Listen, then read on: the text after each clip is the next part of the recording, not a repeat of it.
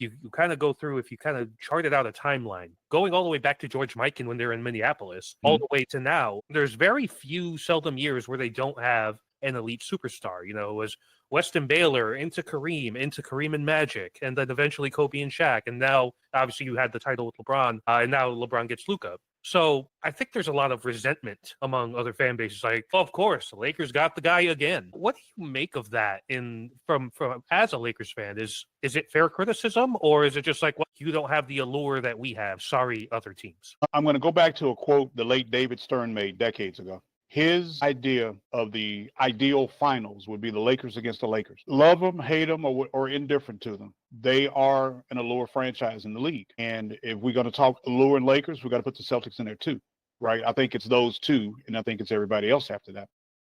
Anyway, the Lakers franchise is a star-driven franchise. You mentioned Mikan, right? You know, Jerry and Elgin in the 60s. And later they got Will Chamberlain. And, you know, they got Kareem later, then, you know, all the guys from Showtime in the 80s.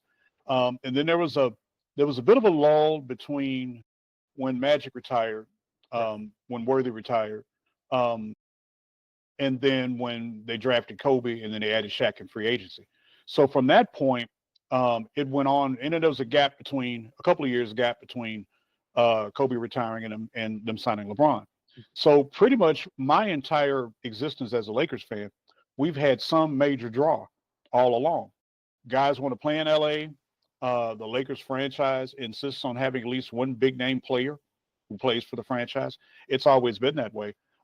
As a fan, I wouldn't call it criticism, but if I were a non-fan, I might say that as well. You know, because the Lakers always seem to get their guy. Now, no disrespect to Rob Pelinka, but let's be honest, this fell in his lap. You know, but there was really no way he could follow that up. I hated to see AD go. But to get a guy 5-6 years younger, all NBA player, I don't know if you're Pelinka, I don't know how you don't do that deal. Mm-hmm. Right? They call me and say, hey, we want to send you whomever and give us back this other person. If we're talking about a top 5 player in the league, I'm doing that trade 10 times out of 10. And ask any of the other 28 owners, they would tell you the same thing. They would have done that deal in a heartbeat.